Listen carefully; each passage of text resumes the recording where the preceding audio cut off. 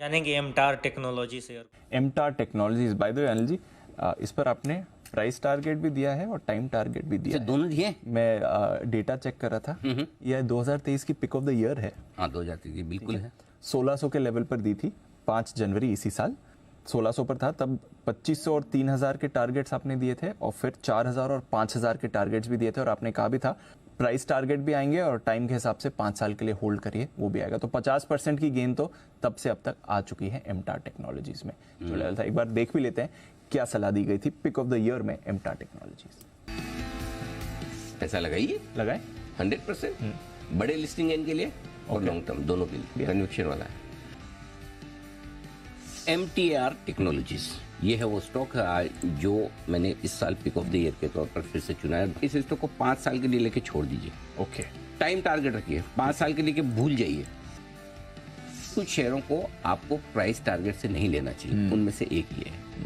ये शेयर आपके लिए सिर्फ और सिर्फ टाइम टारगेट से, मतलब अगर आप वाकई में अपने आप को इन्वेस्टर मानते हैं मार्केट में, तो ये कुछ ऐसे शेयर हैं जिनको आपको खरीदारी में हर 10-10% के फोन पर SIP करना चाहिए, 5-5% के फोन पे SIP करना चाहिए, और 5 साल के लिए कम से कम रखना चाहिए, 10 साल के लिए रखना चाहिए। तब जाके आपको पता चलेगा कि वेल्थ कैसे बनती है। और 5 साल बाद आप बात करिएगा, मिलेगा मुझसे। बेचने ही नहीं, हम लगातार बार बार एक ही चीज बोलते हो, इसका भाव मत देखो, बार बार मत देखो। बिल्कुल भी बेचने के बारे का ख्याल भी दिमाग में न लाए। यस, बिल्कुल न लाए। शानदार रिटर्न्स आए सर लिस्टिंग के। उस बाइट में आगे वो नहीं लगाया, मैंने बोला बेचने का सोचोगे पाप लगेगा। ये पुण्य हो गया। नहीं, ये जब निकलता है तब निकलता है, चाहे वो उस समय की जो भावनाएं होती है वो निकलती है। बट पॉइंट ये है कि क्या होता है दीप कि नेचुरली किसी के भी मन में आएगा कि अच्छा पैसा बन रहा है, बेच दे। क्या है, हमें हमारी ये जिम्मेदारी है कि ठीक है, रोज निफ्टी बैंक निफ्टी मार्केट ऊपर नीचे वो तो होता ही करते हैं, रोज एनालिसिस करते हैं, कभी सही होता है कभी गलत होता है, ये तो पार्ट ऑफ लाइफ है।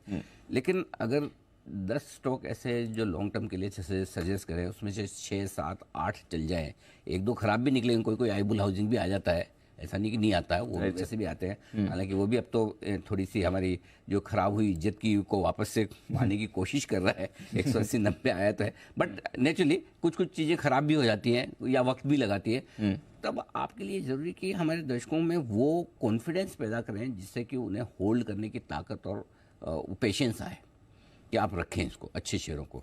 तो जहाँ मैनेजमेंट अच्छा है, बिजनेस अच्छा है, आउटलुक ठीक है, हाँ दिक्कत एक ही हो सकती है, वैल्यूएशन महंगे हो जाते हैं। क्यों हो जाते हैं वो भी आप समझिए। जो 1 साल के लिए खरीदना चाहता है 2400 रुपये में MTR, बहुत महंगा है, मैं कहूँगा बिल्कुल नहीं लेना चाहिए। लेकिन जो 5 साल के लिए खरीद रहा है, तो 5 साल में आपको पता है रेवेन्यू पोटेंशियल क्या है, राइट, ठीक है ना, 5 साल में आपको पता प्रॉफिट है। तो जो 5 साल के विजन पे खरीदेगा, जिसका 1 साल का विजन है उसको महंगा लगेगा।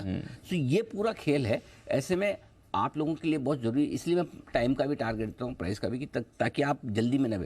अब हो सकता है कोई बीच में ऐसा समय आएगा 3 महीने एकदम ठंडा हो जाए, ये कुछ न करे, 100-200 रुपये ऊपर नीचे में टाइम पास। लेकिन अगर आपका विजन है, ये कौन से 2 हफ्ते चलेगा या कौन से 4 हफ्ते चलेगा, कौन से 2 क्वार्टर चलेगा, वो मुझे आपको किसी को पता नहीं पता। लेकिन कंपनी की परफॉर्मेंस तो रोज आ रही है ना, बिजनेस तो रोज है। सो इसलिए ऐसे जो भी अच्छे शेयर हों फंडामेंटली, जिनमें आपका 3-5 साल का व्यू है, उनको पकड़ के आराम से बैठो। बिल्कुल। और इसलिए एमटार टेक्नोलॉजीज आराम से खरीद कर होल्ड करिए, गेन्स भी जबरदस्त आ रही हैं।